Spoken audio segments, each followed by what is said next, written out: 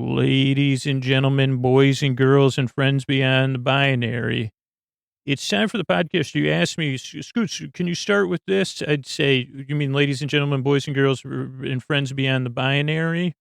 Or after that, when I go off topic, almost immediately, which one should I start with this? Okay.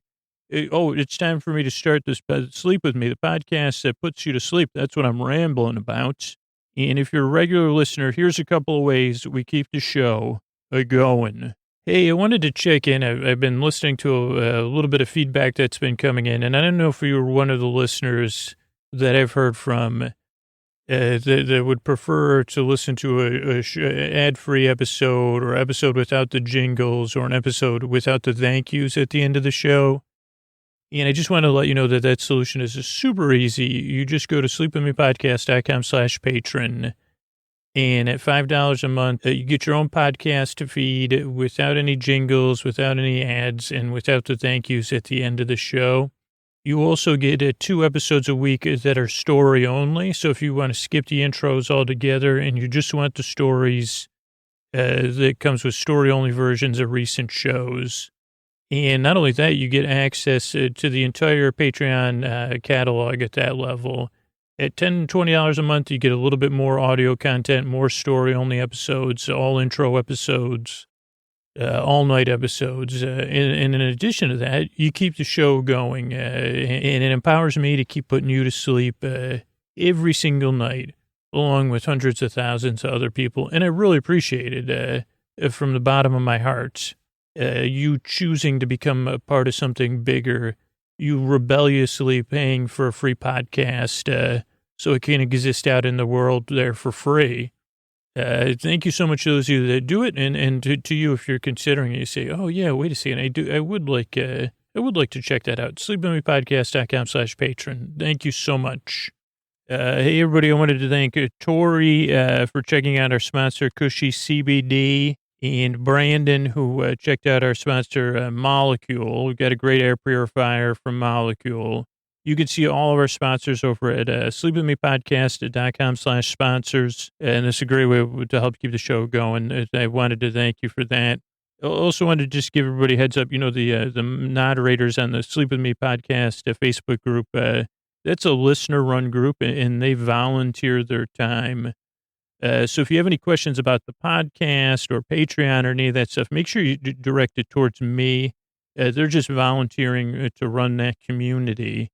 And you can do all that at our website, sleepwithmepodcast.com. If you need to get a hold of me with questions about the podcast, you could use our contact form on the website. Or if it's questions about Patreon, you can directly message me through Patreon or through the website. But I just want to thank the moderators over there who are really just volunteering their time to create the community they want to see. Thanks. Thanks, everybody. When your hand hits the fridge tomorrow, you can check everything out at sleepwithmepodcast.com/sponsors. Thank you, Mystery Bard, for letting us know via song right now who helps out on this show. Chris Posty Poster Song sounds like an earful. Wrote the theme song. Edits episodes too. Carl W. the Legend also edits episodes. Kenny, Scotty, and Jennifer. Runner. Eric and the team at Astound are on the website. I am the Mystery Bard. I do the lullabies. Got a new album out. I think you'll really like it. You can get a copy at JonathanMann.net. Also, I made a longer version of this credits song. You see the kindness shine straight on through when the listeners form their own Facebook group. Keith, Stacy, Sarah, Laura, Julie, and Jennifer. These are your narrators. Get support dear Scooter on Patreon. Buy the merch and support the sponsors. You can find anything you want at sleepwithmepodcast.com. And we're so proud that we could dance to be part of Nine Vale Presents. So now on with the show. Thanks, Mr. Bard. I'm at Dear Scooter on Twitter and Instagram. You can get me through the contact form on our website. And make sure you're subscribed to the podcast. It's free in whatever podcast app you listen to. The podcast will be there automatically for you. And that's it. What do you say we get on with the show? Hey, are you up all night tossing, turning, mind racing, trouble getting to sleep, trouble staying asleep? Well, welcome. This is Sleep With Me, the podcast to put you to sleep. We do it with a bedtime story. All you need to do is to get in bed, turn out the lights, and press play. I'm going to do the rest. What I'm going to attempt to do is create a safe place where you set aside whatever's keeping you awake, whether it's thoughts, feelings, physical sensations, changes in time or temperature, changes in routine. So anything you're thinking about, feeling physically, experiencing emotionally, or situationally. You know, some people listen when they travel or someone else travels, or you might have something big coming up. Whatever it is, I'm here to help. What I'm going to do is to send my voice across the deep, dark night. I'm going to use the lulling, soothing, creaky, dulcet tones, pointless meanders, superfluous tangents. I'm going to go off topic, like that's a superfluous. I don't know which one that is. Here's the thing. If you're new, I'm glad you're here. I'm here to help you fall asleep. I'm here to take your mind off stuff as you drift off. Now, if you're coming in skeptical, I totally agree that with a thumbs up. I say, like, you're wondering what this podcast is. What am I up to? Very, very reasonable questions. Who promises to put you to sleep, right? Well, I more promise I'm going to be here while you fall asleep. But nice try. I almost caught myself in the skeptic's dilemma. I think that was a breakdance. When I used to fantasize about being a breakdancer, I said I'm going to do I'm not just going to fantasize about breakdancing. I'm going to fantasize about expanding breakdancing into and people have already done this. So of course that's why I say, Scooch, you're better off on the cardboard, out in the world on the cardboard. You know, you can't pop and lock inside your head. And I say, okay, touche. I was actually trying to introduce the podcast to new listeners, but you want me to explain how one day, I'd like to be the Alvin Ailey of imaginary breakdancing, and just to say, okay, I'm going to make a breakdance story called the Skeptic's Dilemma. Also, I'd like to recruit someone to make some music to back that up. I can hear that already. Also, I'll need a stand-in that can break dance, and a trainer, choreographer. You see, I actually pronounced that word correctly. Okay, but if you're new, also you're right. One part of my brain just alerted me we need to come up with a more sleepy word than breakdance. And I'd say, okay, we'll try to do that. Let me get to it. So if you're new and skeptical, I'm glad you're here. Let me tell you about the structure of the show. Show starts off with a few minutes of business. And I realize if you're new, that's asking a lot. It's more pointed at the regular listeners because it keeps the show free for everybody, or the people that support those sponsors. Then there's an intro. Now, a normal podcast intro would just be wiggity wiggity intro, where mine is it's definitely like if you were, have you ever seen a wagon that actually makes like a sound like wiggity wiggity? First off, you say, Scooch, what do you bring to your breakdance competitions? Well, I bring everything in my wiggity wagon, of course, because it makes that sound. It keeps me in the, it sounds just like a DJ scratching a record. It's just my wagon's wobbly. So the intro, yes, you're going to talk about my breakdancing wagon, but eventually I may forget to get to that. But so there's an intro. The intro of the show is around 12 minutes. You can listen to it as you're winding down, getting ready for bed, as you're in bed, easing in there or getting comfortable. Yeah, but it's kind of like a drawn out, like drawing a bath. I know there's a lot of jokes about drawing a bath. I can't think of the punchline. I think that's the punchline. I guess I can't think of the setup, but so it's meant to kind of ease you, like a long landing strip into bedtime. Also, I'm just not efficient at getting to the point. So, because I get distracted, I say, man, remember those days I used to imagine going to my breakdancing competitions?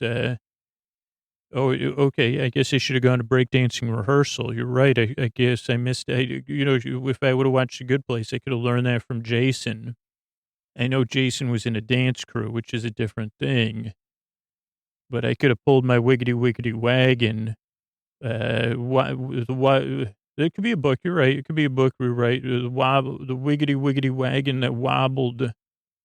Yeah, we could. I think I can think of other words that would fit in there too in a good way. But what was my point? Oh, the intros are really long and meandering. That was my point. Then there's some business. Then there's the episode. Tonight we're going to be talking about the new Night Vale Presents podcast. Start with this. Well, not exactly. So you can check out that podcast if you're interested in starting a podcast or getting writing, starting a creative project. Cue that up. And then what I'll talk about tonight is stuff I didn't really, that I started, but then didn't, kind of how many things I started and didn't, that got me to this podcast, just to encourage you to start. And then I guess this is meta because I say, well, I did breakdance for a little while as part of tap dancing class. So all you, lads can go away. But yeah, I took tap dance.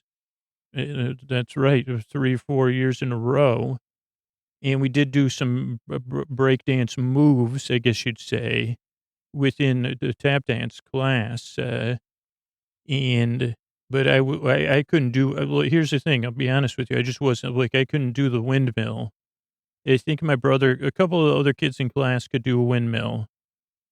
But I couldn't. I don't know what it was. Again, it might have been an issue, as I talked about, when dancing comes up on this podcast. I have no mind-body connection with my hips. So if the windmill involved moving my hips in any way, I wouldn't have been able to do it. Because they say, what do you mean? I don't know. And they say, well, you got to move your hips. I say, I don't know. I can't. I can feel it when you touch my hips as an instructor. But I can't connect, you know what I mean? I can't move my hips on command. I guess it's that simple. Believe me, I've I've dressed as Shakira and stood in front of the mirror and I'm still, I'm not hipless. I have hips, but I just no mind-body connection. Or I guess I haven't spent enough time. The mindfulness of my hips, they'll be asleep with me after dark. Anyway, so what was I saying? Structure of the show. Oh, I'm going to be talking about Start With This by the newest podcast by Joseph and Jeffrey from Welcome to Night Vale and many other amazing podcasts. So you could check that out, but I'll be talking indirectly about it tonight.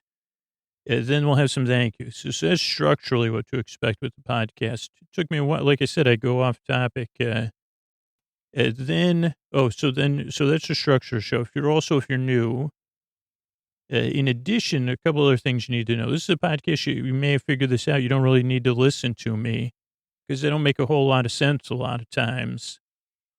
I just heard another part of my brain interjecting. So this is even, sometimes I hold these parts to me at bay, but it said, the road to breakdancing is a million miles, but it starts at one step at a time. And I said, "What? Holy cross stitch. Did you put that on a pillow or what? Also, does it have my wiggity wiggity wagon on there with a piece of cardboard and a boombox and some water and sunscreen, of course, to stay hydrated? Probably my tap shoes, and my plan to make whatever it was, the skeptic's dilemma, maybe a musical and maybe it'd be, cross, a tap breakdance crossover. I guess that's what I was trained in. The skeptic's dilemma. This doesn't make any sense, but the tale of a boy who discovers his hips. A skeptical boy in a wagon set out on a journey in the world to discover his hips. That's the skeptic's dilemma. Maybe he'll be asleep with me episode one day. Probably should be. So what was I saying now? I totally lost track of everything. Oh, so structurally, you don't need to listen to me. There you go. That was easy. No pressure to listen, no pressure to fall asleep. This is a podcast to be here as you drift off. That's why it's over an hour, to give you plenty of time. I'm here to help, here to keep you company. And I guess, what else was I saying? I don't know what I was saying. Yeah, no pressure to fall asleep. I'm here to be here. Your bore bay, your bore cuz, your bore sib, your bore bestie, your bore, bore breaking bores, like a break of dances. As I'm wearing down cardboard. I guess a break dancer does break on board, on cardboard. Corrugator, right? That's a nickname I made up for one of my brother's friends. So that's a freebie I haven't given out in a while. If you know anybody in the cardboard box business or in the shipping business, start calling him the corrugator. It's just a fun nickname. It has like perfect amount of syllables for a nickname to make someone smile. Also, maybe that would be my sidekick. That would be the person that sets up. Maybe I could have instead of a sidekick that sets up my cardboard. I'd say corrugator. These hips need discovery. Okay, you're right. That is a totally different story. Maybe Chuck Tingle could work on that one. Okay, so anyway, I'm back where I didn't go anywhere. But so I'm here to help. I'm here to take your mind off stuff as you fall asleep. This podcast is goofy. It's silly. If you're new and this is your first time listening, literally, I'm not kidding. Hundreds and hundreds and hundreds and hundreds of thousands of people have said it takes 2 or 3 tries before to get the podcast and realize it doesn't make a lot of sense. But the thing is, it's here to help you. I really, truly I think you deserve a good night's sleep. I want you to be treated with dignity and respect. I want you to be able to flourish in the world to feel safe and secure and to be able to get comfortable. And while this doesn't work for everybody, I'm just here to take your mind off of stuff. And I guess if you picture a boy, forlorn for living a life out of touch with his hips, pulling a wagon, a wiggity wagon. Maybe you could emotionally relate to some aspect of that. Who was that? Rockwell? Who was that Saturday Evening Post? Norman Rockwell, right? I don't know if there was an archetype. I think there is an archetype there. I was taking pictures like Santa Claus drinking sodas, but I think that's just because of I've absorbed so much marketing.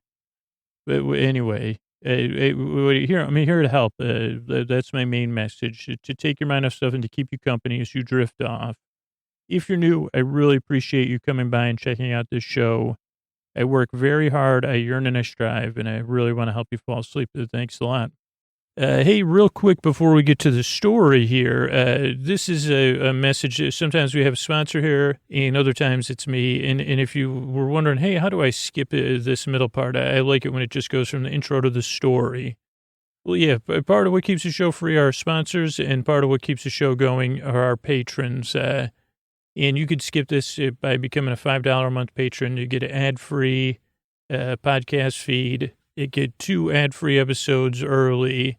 And you get 2 story-only episodes early. So if for some reason you don't like the intros and you just like the stories, within your podcast app, you could just create a playlist of only story-only episodes. Really cool feature. And you become a part of something bigger. You can become a part of keeping Sleep With Me sustainable, so to be there whenever you need it. And you could do that over at sleepwithmepodcast.com/patron. And not only am I eternally grateful for you empowering me to be there, to help you and hundreds of thousands of other people sleep. Those people that can't afford to support the show, they're really, really thankful too. I hear from them. So thank you so much, and let's get on with the show.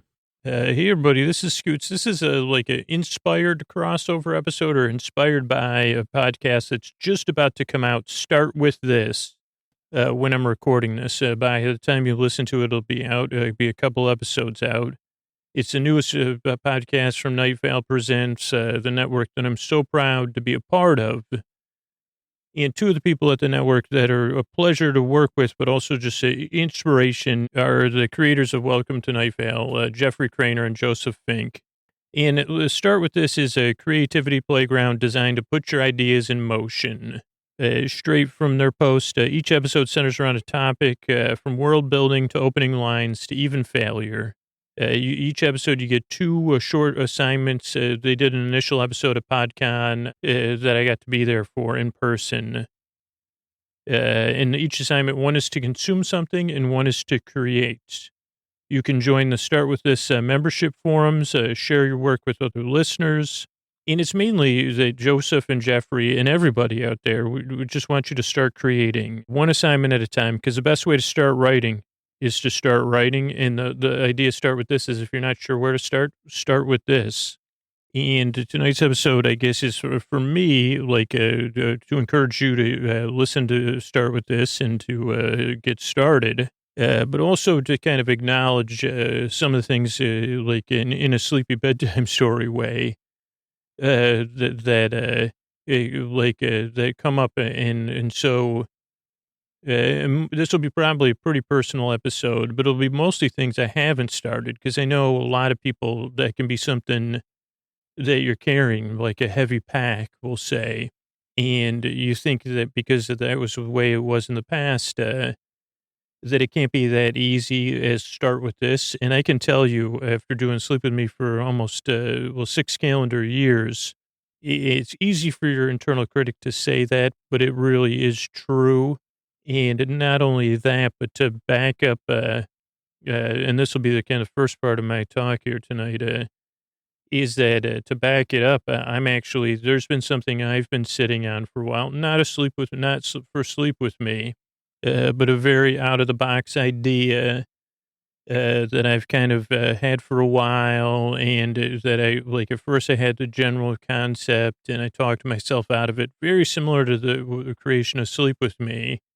And then I said, well, that won't work. And then I said, well, I don't know exactly what it would be or how I would do it. And I said, I don't know how I'm going to make it work. I don't know how I'm going to find the time.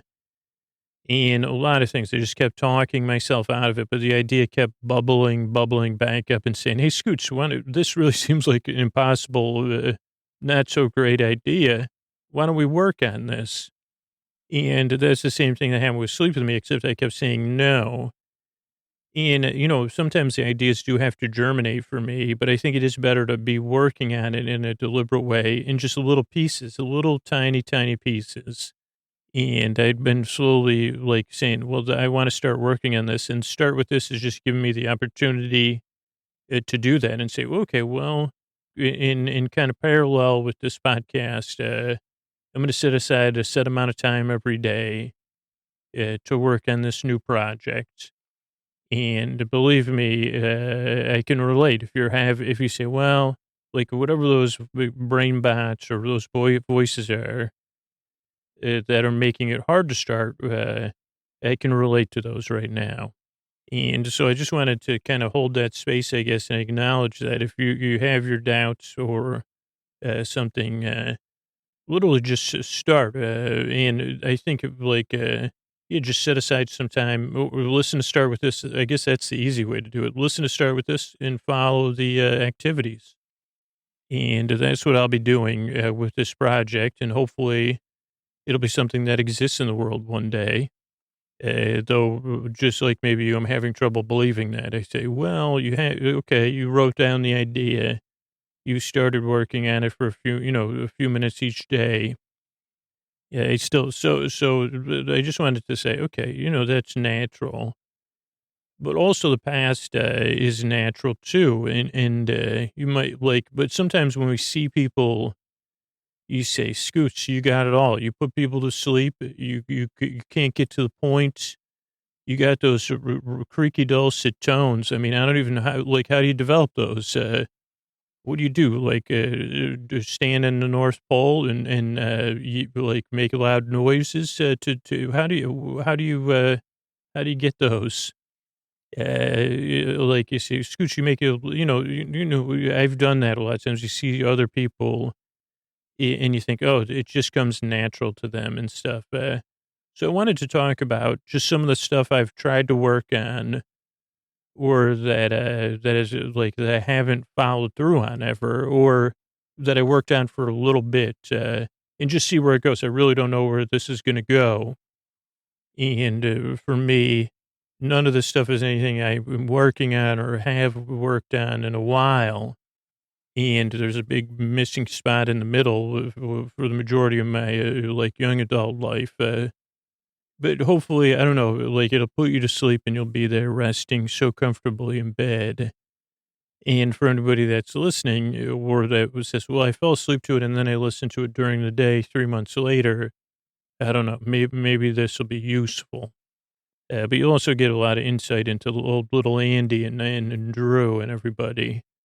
And some of this is stuff I've talked about, but not in this context and not in a while. And so the first time, so we'll start with the first story. Well, okay, no. Well, so I do. So what is it? The Geddes branch of the Onondaga County Public Library. To the librarians there that worked there in whatever the 1980s. And this isn't a joke. I guess I should send LeVar Burton a letter.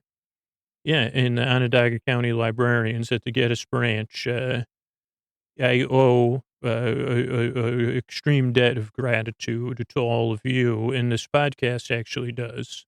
And if you ask me where it started, that's probably where the podcast kind of started, because when I was a real little kid, I have no idea how old I was. Our library had a summer, not just a summer reading game. Maybe, I don't know what they call it nowadays, but I think and maybe that back then it was different. But it was called drop your 3 older kids off at the library for a little while in the summer each day and read and also do activities and watch Reading Rainbow. And not only that, does it show the gap in my, and I'll reach out to my mom to see what the name of the librarians were. But they not only spent time with us, like going through and seeing if we read the books and interviewing us, but we each summer we would put together a book, like a self-published book. Or pamphlets of our works, which would be drawings, poems, and short stories. And I just want to say I don't remember any of the stories I wrote, and I'd probably, if I did any drawings, who knows? But I would spend a lot of time there with my brother Carl, my sister Sheila. It was where like a lifelong love of learning really began. Lifelong respect for LeVar Burton, even though Bernie doesn't like LeVar, I do. And it just really was, I guess, like a pre-formative. I don't know if it was I think it was pre-formative because it was on summer break. And summer in libraries kind of have a safe place thing to me that felt unrelated to formal education, which I didn't do so hot at.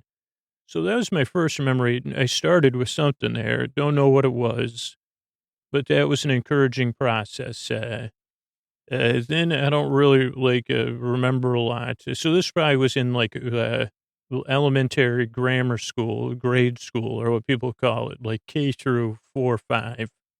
I don't know, even when kids start to read, really. So that was one moment that we'll set aside there, mostly thanks to the staff of Onondaga County Library. The next one was that I remember, and maybe other stuff will come up, is middle school. This one has come up on the podcast before. And unfortunately, a lot of these teachers that went out of their way to try to encourage me, I ended up, because just I had this unfortunate streak of anti-authoritarianism in me, and I was confused and conflicted about my relationship with authority figures. They do still owe some of these people truly, not, and this isn't a metaphor, like actual amends, even though it wasn't like before. Well, or apology, I guess, is what I really owe them. And so it was complex. My relationship with the stories has always been fraught in some sense. And I think that's true for maybe a lot of people. because I've always been as sleepy as I can say this, conflicted and confused person. And so, but it happened to be, and I think it was eighth grade, but it could have been seventh grade or grade 7 or grade 8, which would be middle school. And it was when I was in middle school.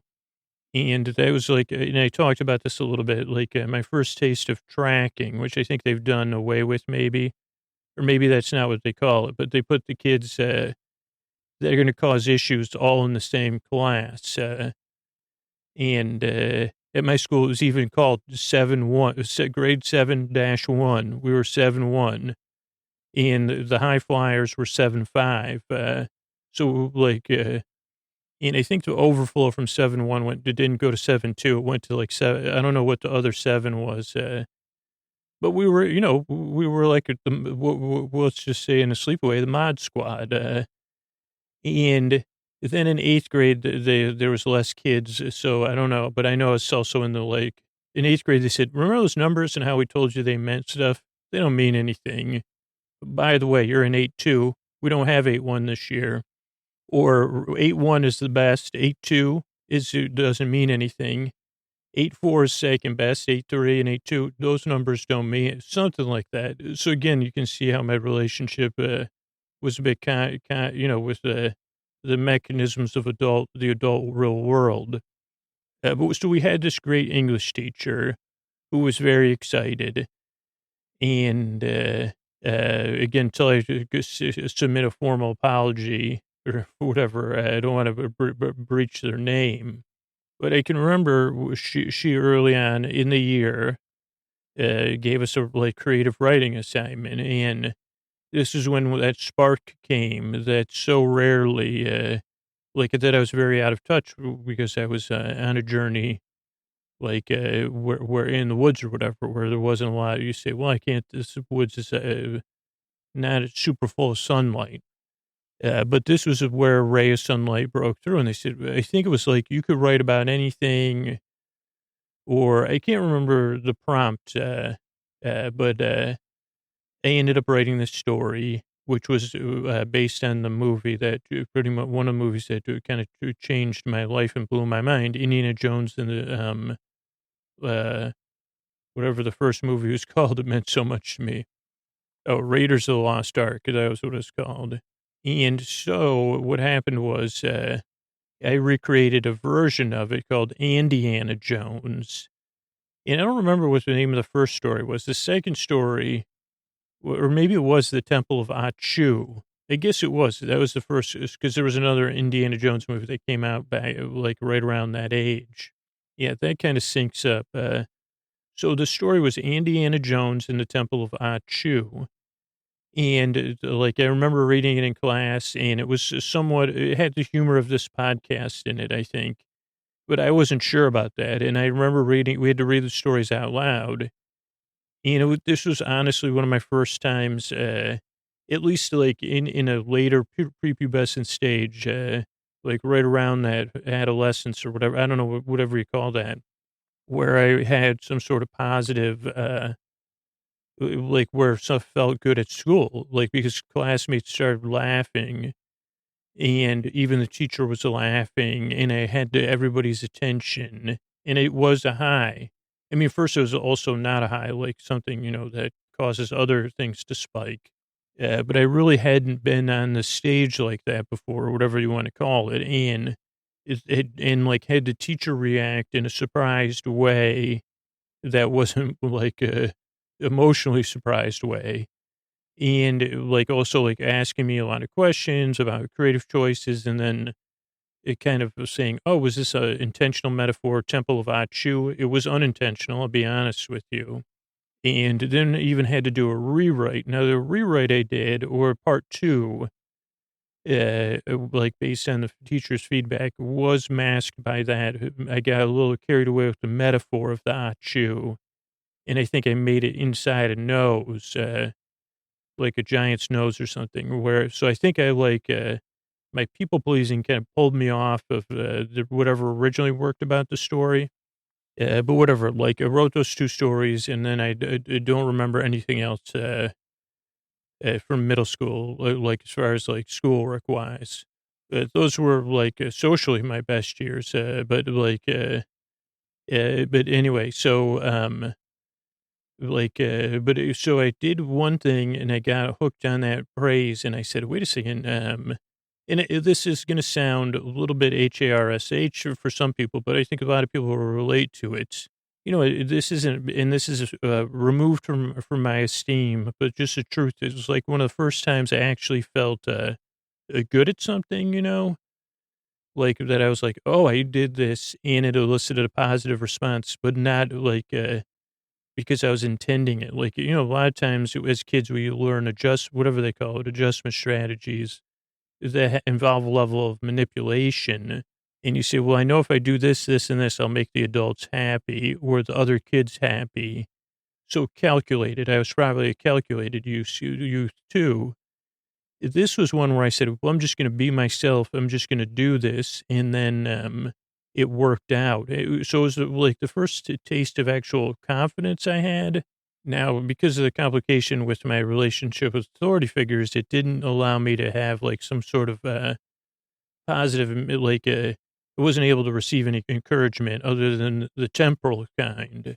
But again, it was a big moment because now, looking back, I realized that I was hooked right then and that it's okay to feel like, wow, I did something good by just being myself and just doing it naturally. So I think that's another important thing of like thinking about starting is like thinking about starting somewhere. I don't know, you can rewrite stuff and stuff doesn't have to be perfect, but sometimes what comes out organically, even if it gets changed and reformulated, there's an initial purity to just randomly whatever comes out. Maybe, I don't know. Okay, so then we move on to high school, like high school before like discovered imbibing. I'm trying to make this as sleepy as I can and not go off the rails about that stuff, even though it's important and part of the story.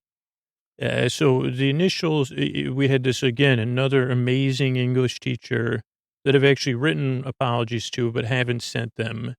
And this teacher, again, there was two different assignments within kind of a pretty close time. One was writing, and I've talked about this on the podcast before, but one was writing haikus. And I remember I never did homework. I just didn't do it. Like I didn't do barely any schoolwork. And it was so for me to like take work home, like this haiku idea when I learned about it. And again, I don't do haikus now, but I can remember staying in my room focused and working on these haikus. And I don't know if we had a writing prompt or not, other than following the haiku structure. And I think we had to do 2 or 3 haikus. And I can remember writing and rewriting and reformulating, saying, okay, not this word. What about this word? Here's what I'm trying to convey. And the only one I remember, I think we did 3, and the teacher said all 3 of mine were great, but I thought I personally was like, okay, this one is actually good. And it was about grass and the dew, but it was comparing it like to some shining blades or something. I don't remember, those were so good that 2 of my classmates accused me of plagiarism, which I took as a compliment. Because I was like, oh, I didn't plagiarize that. So then this teacher building on this kind of theme, oh boy, I think I've talked about this in the podcast before, but it asked us to write our OBIT back when these were published in the newspaper. And this will give you some insight to like, in some sense, the person I am today and the person I was back then are much different, but they're also like definite sensibility similarities. And I decided, like, I'm not everybody. I remember we were working on it in class, and it would just seem boring to me. Like, oh, you're just going to take what goes in the newspaper and copy it and be like, well, I went to this school, or I discovered this, science thing, or I went to space, or I ran a business, I had a family. Like everybody was doing the same thing. And I was like, one, I don't want that for me anyway. And two, like it was just seemed boring, creatively boring and unchallenging to me. So what I did do is write this poem, and the poem was very similar to the podcast in some sense. It was about a young man, Andy, who moved on from earthly life, but it was written from the first perspective. And Andy had just moved on from that life and was on an elevator, and didn't realize that the elevator was then realized that during the elevator that the elevator was going straight down. And like in between, I think Andy had some regrets, and then gets on the elevator and realizes someone. I think when the doors open, there's someone with red spandex on. And I know, I just remember some of the lines of the poem, which aren't exactly. But this was one where I got positive attention from the class and positive attention from the teacher. But because of my fraught relationship, actually the teacher went out of their way to keep trying to encourage me to get it published or to do something with it or rewrite it. And we did have to rewrite it once. But again, I couldn't, just wasn't in that place. I couldn't handle that kind of positive attention from adults. And unfortunately, I didn't handle it in a classy way or whatever. And to be rebuffed when you're trying to encourage someone is probably not easy. So, again, I owe that teacher a bunch of apology, or just, a very clear apology. And maybe by sharing this, it'll encourage me to do so. Now, not long after that was when I discovered, when I became, it was when I discovered alcohol, I guess. And I mention that because then, it can change that spark, because for me, a lot of creation stuff is that spark, it's like the desire for attention. It's both the joy and the fear. And am I good at this? I think it's even equal parts, maybe. And that both of those are like a fusion reactor.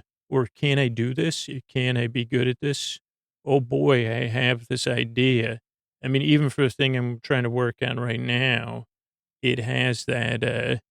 And I think maybe that is, at least for me, the fusion reaction in making stuff. But for me, alcohol enabled me to numb myself from both the sparks of fear and the sparks of ambition, and just not care, to have some distance between feelings I couldn't that were just I don't know, it just ended up being a shortcut, I guess.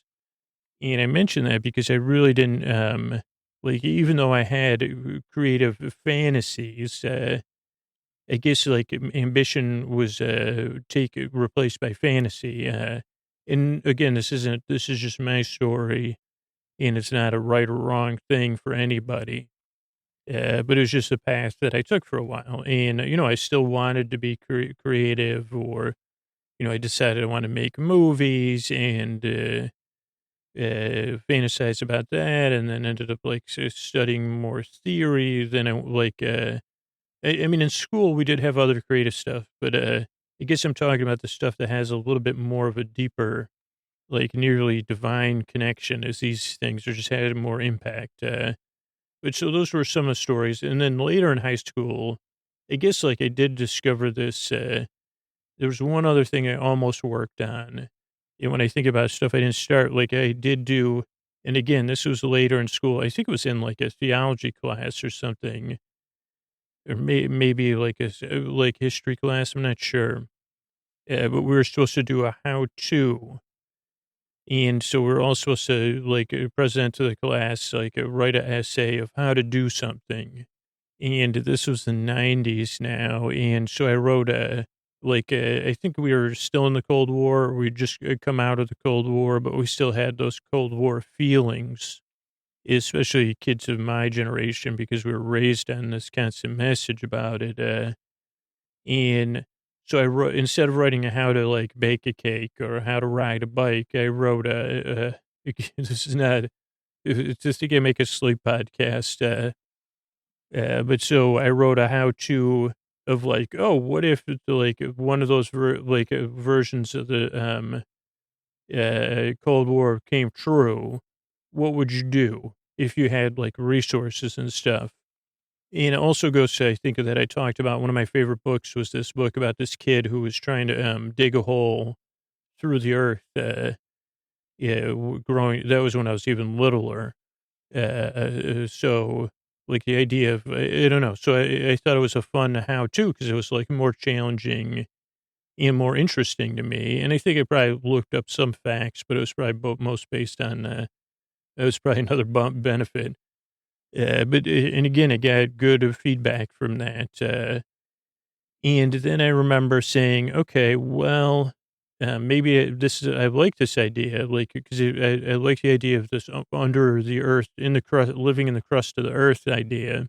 And I don't know if I had read any books about that. I mean, I have later in life, but so I think what happened? So I started to outline a grand, like, whatever you call it, epic novel that would take place. I mean, I think when I heard Middle Earth, that's what always confused me before I read all the books in the Lord of the Rings. I was like, if you say Middle Earth, don't you mean so the hobbits live in the middle of the earth? It's like, no, no, no, that's just where they call it, like that's what the continent or whatever. I say, oh, I don't get it's not in the middle of the earth. Are you sure? Because, oh boy, does Gollum look like Gollum spent a lot of time in the middle of the earth. Who knew I'd be doing Lord of the Rings material here in the middle of the show? But so that epic, I think I was doing it more because I like it now. My friend Anne Marie, she just recently found out about the podcast. And I can remember talking to her on the phone and telling her these ideas, and probably my friend Molly and Marnie. But they didn't go anywhere. I can remember like taking ideas and trying to think of character names and that there'd be like two groups, the whole thing, and one of those epic kid written epics. And I guess because I hadn't read it, I don't think I read the Lord of the Rings books until I knew about the movie before the movie came out, like a year before. I can remember I was in a Goodwill store and then I bought the first one, the Fellowship. What is that called? Fellowship of the Ring, right?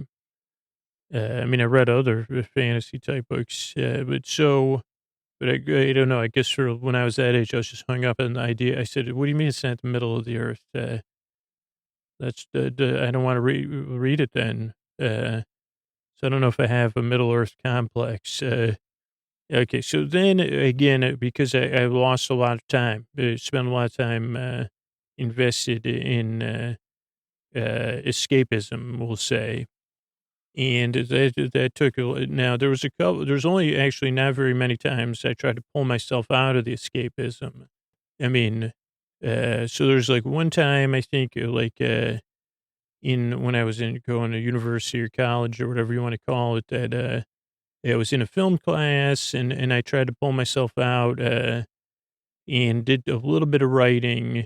But again, it was more like, I didn't realize that it was just a lot easier just to do small, sustained, regular work. I mean, part of a class in that it was like a progression. So, like, when stuff wasn't immediately as good as I wanted it to be in the class, I got frustrated. But I also did learn some cool collaboration skills with a couple of my classmates. So that was good. But again, I didn't like. It wasn't sustainable again because I had other issues. And then, yeah, again, I still had this fantasy of saying, I'm going to do something like that's what I want to do is stories or movies or something.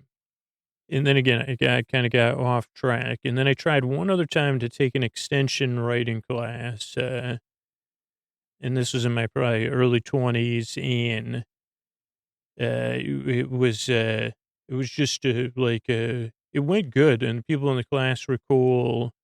This author came and spoke to our class. I really liked his book.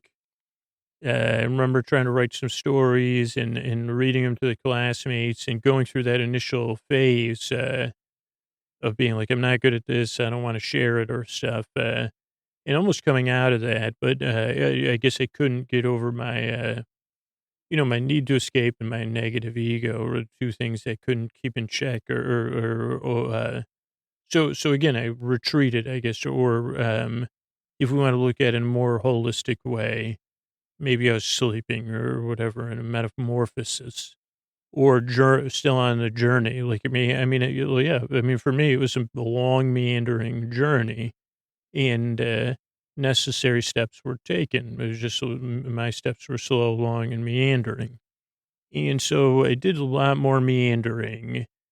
And I guess it was right around the time I crossed into my 30s, and my daughter was born.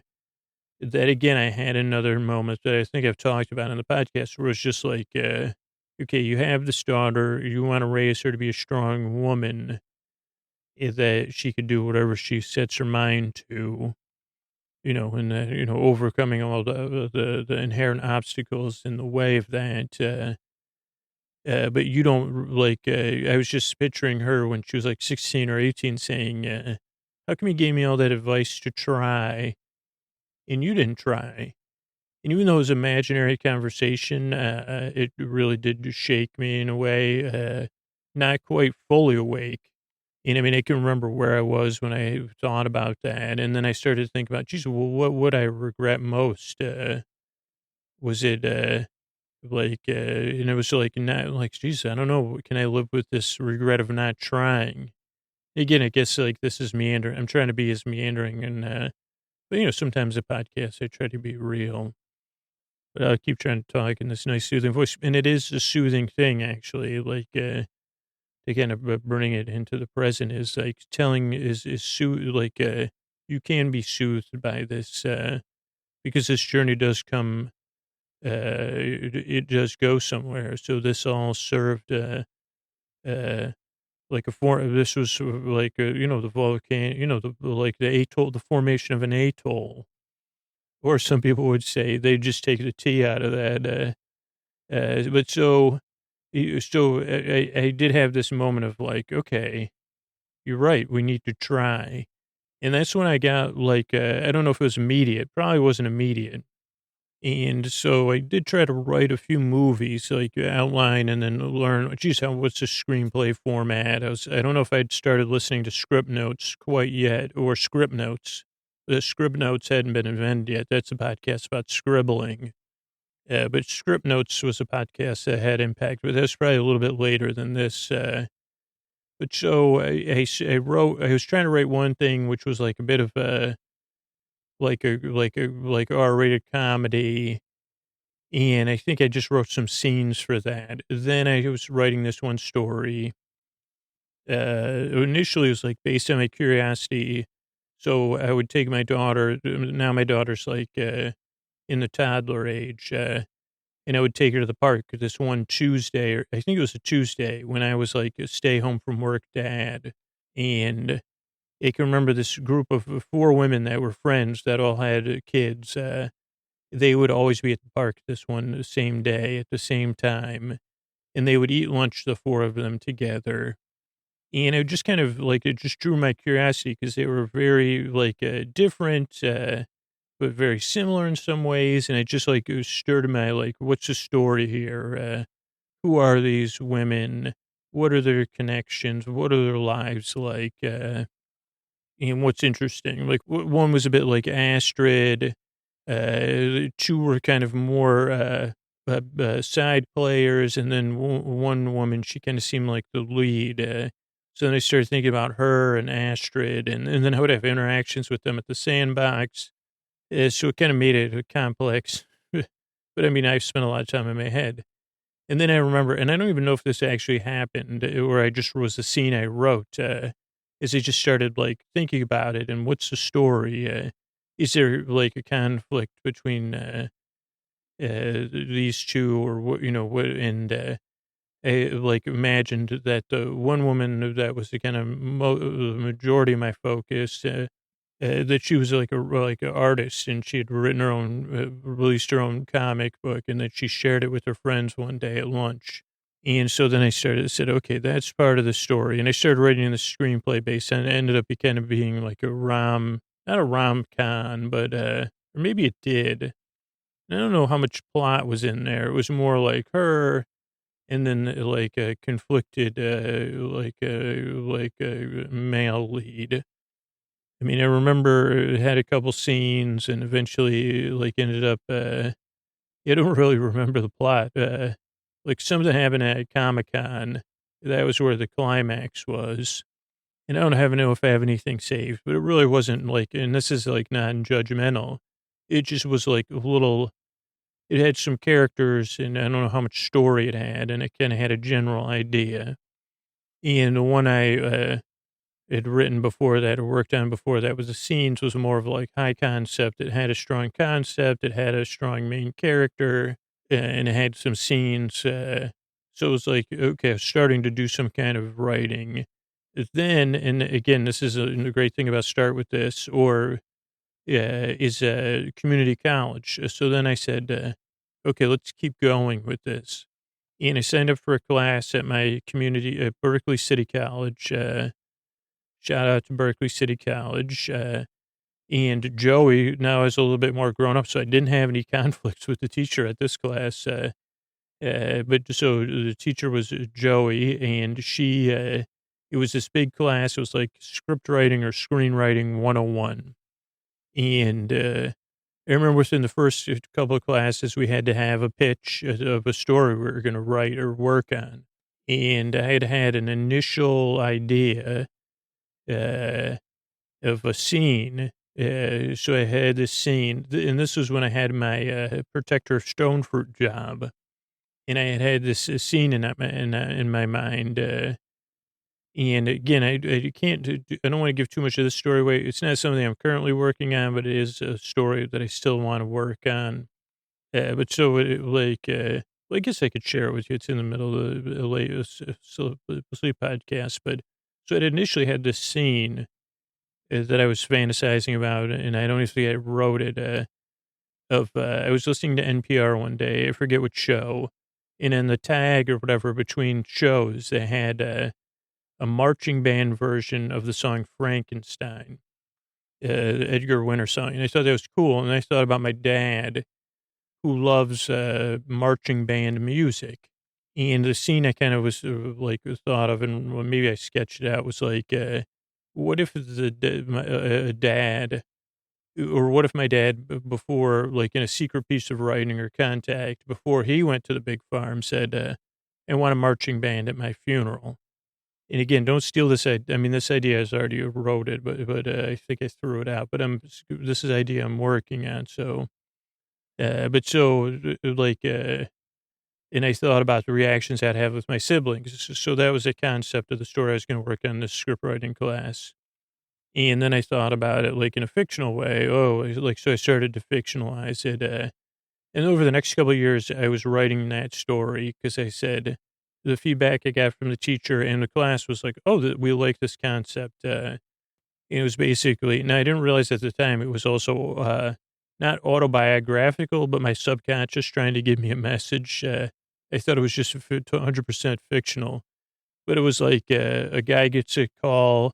He's estranged from his father and his sister. His sister's a kind of, she's a WNBA athlete, but she's also helping take care of their father.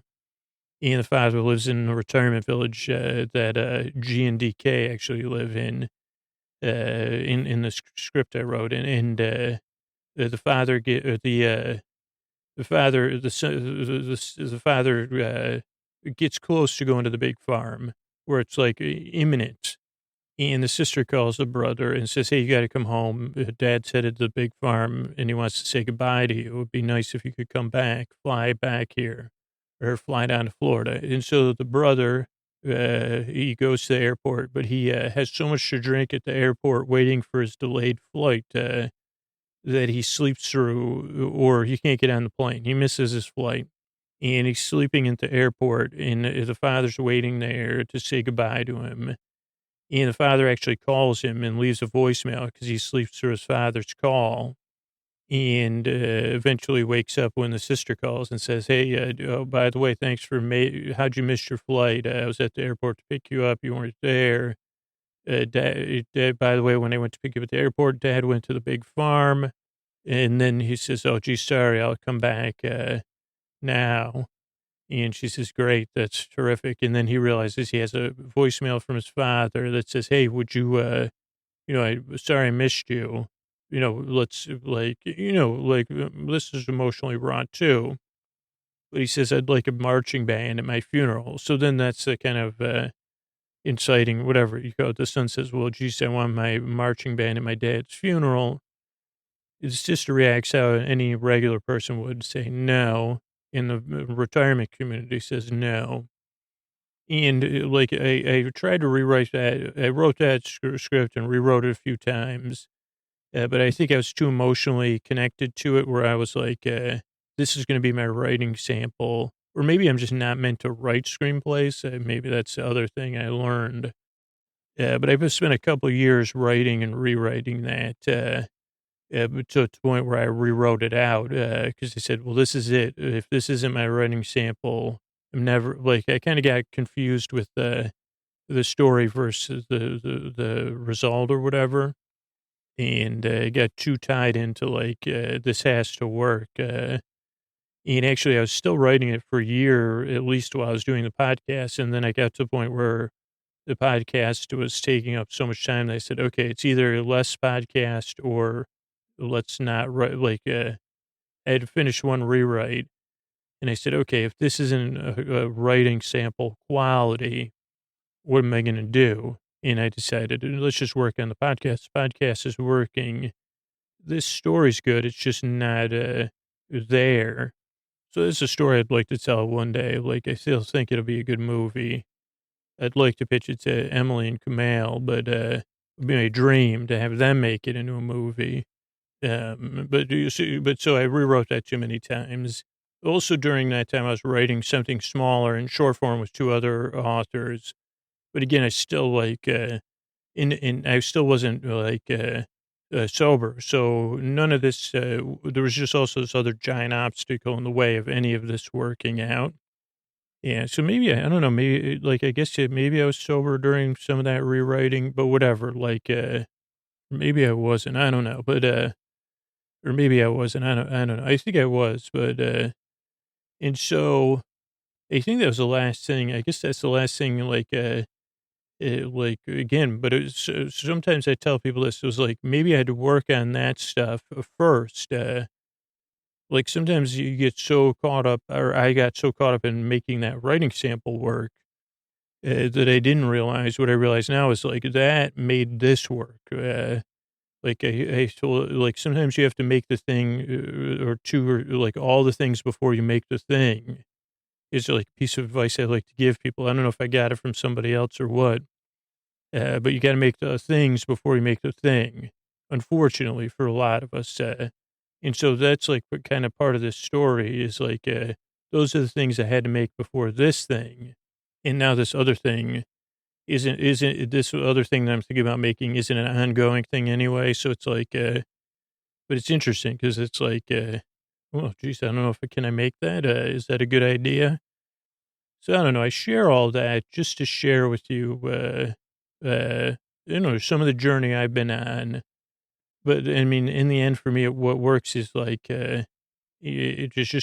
just starting. And yeah, for we have an easy path.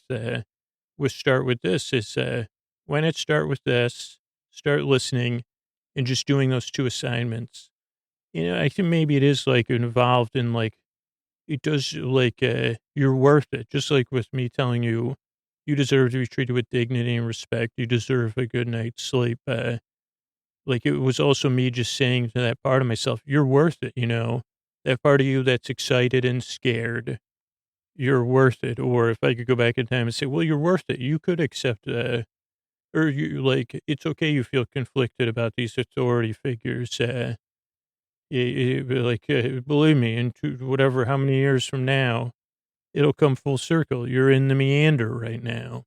So I don't know. I just want, I don't know. When I think about the show, I think about this really important to me is that, you're worth it and your idea is worth it. And that it is just a matter of starting with this And I mean, I don't even know. I mean, I would trust you in the hands of Joseph and Jeffrey, and yourself. I just want, I don't want to give you a pat on the back or rub your back and encouragement. Like I want to like empower you to do that, like to hold your hands or to put your hand on your chest or your back or your cheek or your elbow and to rub yourself and say, hey, yeah, maybe that's the only words that come out. You could, like, it feels true to the moment right now. So that's it. I hope you don't like. I mean, I guess the other thing, and maybe one of the intentions that Joseph and Jeffrey have of forming a community around this is that you're not alone in any of that stuff, and that's the nice part about the internet is knowing that you're not alone. And I'd really love it. I think you deserve it to start. Congratulations and good night. All right, I want to say thanks and good night to everybody who supports the show on Patreon. Beauregard, Kieran, and Carolyn. Thanks and good night. Aaron, Michelle, and Colin. Thank you. Thanks and good night. Avery, Justin, and Alicia Ray. Thank you. Thanks and good night. Kayla, Jillian, and Ella. Thanks and good night. Mark, Daryl, and Debbie. Thank you. Thanks and good night. John, Leah, and Daniel. Thank you. Thanks and good night. Candace, Colin, and Sheila. Thank you. Thanks and good night. Ivory, Miriam, and Emily. Thank you. Thanks and good night. Jennifer, Amanda, and Eleanor. Thanks and good night. Josiah, Tina, and Susie. Thanks and good night. Candace, Anton, and Genevieve. Thank you. Thanks and good night. Heather, Pam, and Josephine. Thank you. Thanks and good night. Andrea, Leslie, and Robert. Thank you. Thanks and good night. Amy, Atypical, and Ed.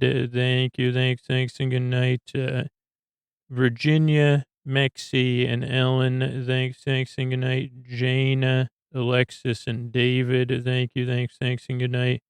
Tamara, R, and Crystal. Thanks and good night. And Trish, Puhan, and Marcia. Thank you. Thanks. Good night. Thanks, everybody, for supporting the show.